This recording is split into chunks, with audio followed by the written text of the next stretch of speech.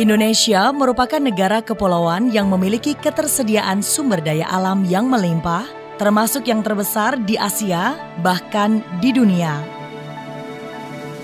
Tercatat juga berbagai komoditas potensial, di mana kita memiliki cadangan 8 miliar barel minyak bumi, gas 157 TSCF, 58 miliar ton batu bara, serta CPO 25 juta ton per tahun. Belum lagi termasuk emas, nikel, tembaga, besi, bauksit, dan komoditas lainnya yang memiliki cadangan miliaran ton. 90% perdagangan internasional diangkut melalui laut, yang mana 40% perdagangan tersebut melalui perairan laut Indonesia. Dengan kondisi geografis serta sumber daya alam yang melimpah, keberadaan sektor transportasi laut kita menjadi sangat vital dan seharusnya menjadi backbone pertumbuhan perekonomian nasional. Cabotage. Asas cabotage yang telah diimplementasikan selama 7 tahun terakhir telah mencapai 98% atas penggunaan kapal berbendera merah putih pada sektor angkutan barang di dalam negeri dan telah memberikan multiplier effect karena sektor lainnya sehingga menciptakan pertumbuhan perekonomian nasional. Tercatat beberapa indikator pertumbuhan dari implementasi cabotage, seperti pertumbuhan muatan sebesar 12,8% per tahun, pertumbuhan perusahaan pelayaran sebesar 9,6% per tahun,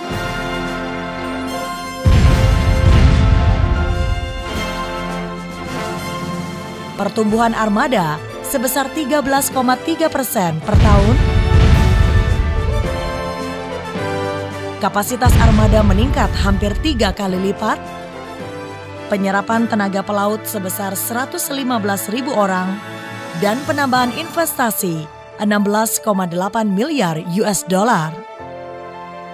Setahun terakhir ini, INSA fokus untuk memenuhi kebutuhan kapal-kapal offshore yang masih tersisa 2%, sehingga diharapkan asas cabotage dapat terimplementasikan 100% paling lambat 2015, sebagaimana Permenhub nomor 48 tahun 2011.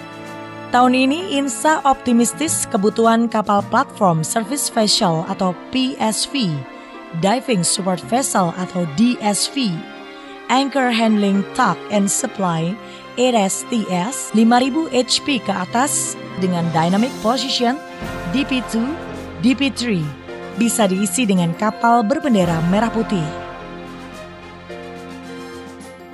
Sedangkan dalam 3 tahun ke depan, pelayaran akan mengupayakan ketersediaan kapal berbendera merah putih untuk kegiatan survei minyak dan gas bumi, pengeboran, konstruksi lepas pantai, pengerukan, salvage, dan pekerjaan bawah air.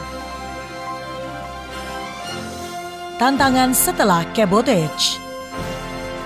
Dengan meningkatnya jumlah perusahaan dan armada kapal nasional yang sangat signifikan, telah terjadi kompetisi dan persaingan yang sehat di dalam bisnis pelayaran, sehingga peningkatan efisiensi dan daya saing perusahaan pelayaran nasional mutlak diperlukan. Dan pada akhirnya akan berkontribusi terhadap penurunan biaya logistik nasional. Walaupun penurunan atas biaya logistik nasional juga dipengaruhi oleh berbagai faktor lainnya. Misalnya, ketersediaan infrastruktur yang memadai baik ke pelabuhan, jalan, gudang, kereta api, dan depo kontainer. Sebagai contoh, sebagian besar pelabuhan kita berada di wilayah sungai yang mempunyai potensi untuk terjadi pendangkalan, sehingga diperlukannya pengerukan secara berkala untuk meningkatkan bobot kapal yang dapat melayari atau volume yang dibawa, yang pada akhirnya berpengaruh pada economical of scale dan biaya angkut atau freight yang lebih murah. Kedua, produktivitas peralatan dan sarana juga perlu dibenahi, di mana sangat berpengaruh terhadap waktu tunggu kapal di pelabuhan atau port stay. Ketiga, perlunya revitalisasi kebijakan kepelautan, docking, implementasi non-conventional vessel, serta reformasi birokrasi dalam perizinan dan sertifikasi.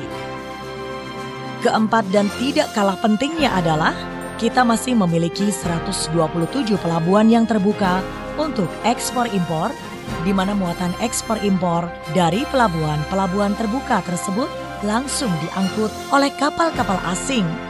Hal ini mengakibatkan volume muatan untuk angkutan balik atau return cargo atas kapal-kapal domestik menjadi berkurang dan hilang dari pelabuhan-pelabuhan terbuka tersebut.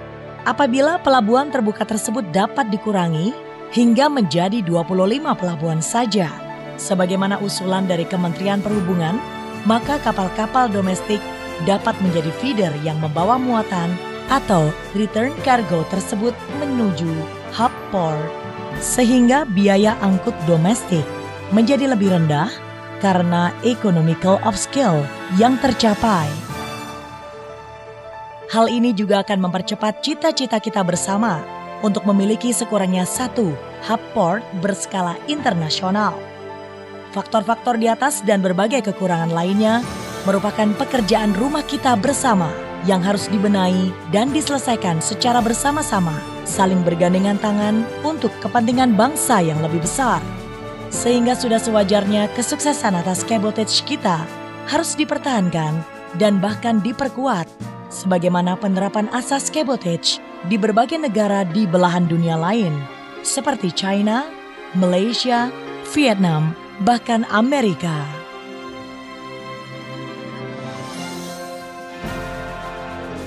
Beyond Cabotage.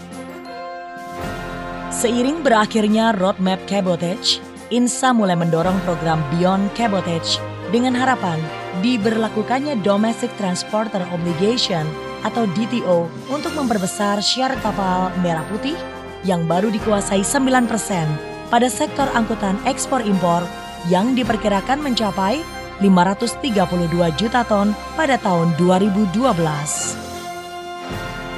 Program Beyond Cabotage diluncurkan untuk membantu negara mengurangi potensi devisa yang hilang dari ongkos angkut kapal luar negeri yang diproyeksikan senilai 100 triliun rupiah per tahun. Dan yang lebih penting lagi, bahwa program Beyond Cabotage ini dapat memacu pertumbuhan ekonomi dalam negeri di tengah kelesuan perekonomian global. Oleh karena dapat memberikan multiplier effect pada sektor lainnya, baik dalam peningkatan investasi maupun penyerapan tenaga kerja. Stakeholder yang akan berperan dalam rantai ini adalah perbankan, galangan kapal, asuransi, bongkar muat, kepelabuhan, komponen mesin dan spare part, serta komponen penunjang lainnya. Oleh karenanya, INSA bersama berbagai kementerian berusaha mengakselerasikan program ini sebagai perintis dan pendobrak demi tercapainya peningkatan share menjadi 30% dalam 5 tahun ke depan. Pengalihan term perdagangan dari FOB menjadi CNF merupakan salah satu alternatif solusi untuk pemberdayaan kapal merah putih untuk bisa mendunia. BUMN dapat menjadi pendobrak atas sumber daya yang dikuasainya.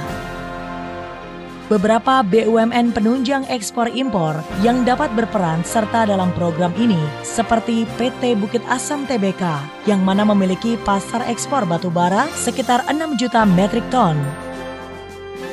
PT Aneka Tambang Tbk yang mana memiliki pasar ekspor nikel ore sekitar 7 juta metrik ton.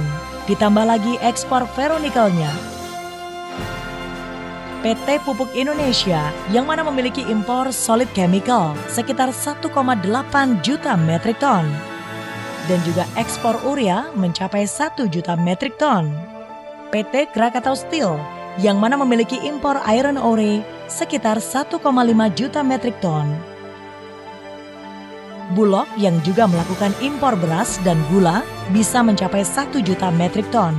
Dan beberapa BUMN lain seperti Pertamina, perkebunan, dan lainnya yang masih memiliki potensi sejenis untuk memberdayakan penggunaan kapal merah putih untuk angkutan ekspor impornya. Selanjutnya, sinergi bersama dengan pihak swasta, di mana pemerintah sebagai regulator dalam mengeluarkan kebijakan atau peraturan sangatlah diperlukan dalam mensukseskan misi ini. Untuk itu, sudah saatnya pemerintah dan stakeholders INSA saling bergandengan tangan untuk menyusun strategi agar kegiatan program Beyond Cabotage ini dapat dilaksanakan dan memberikan manfaat yang lebih optimal atas seluruh sumber daya alam yang kita kuasai demi kesejahteraan seluruh rakyat Indonesia.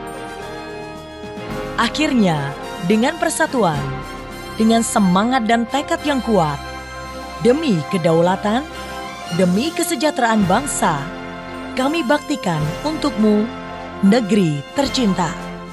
Bersama kita bisa.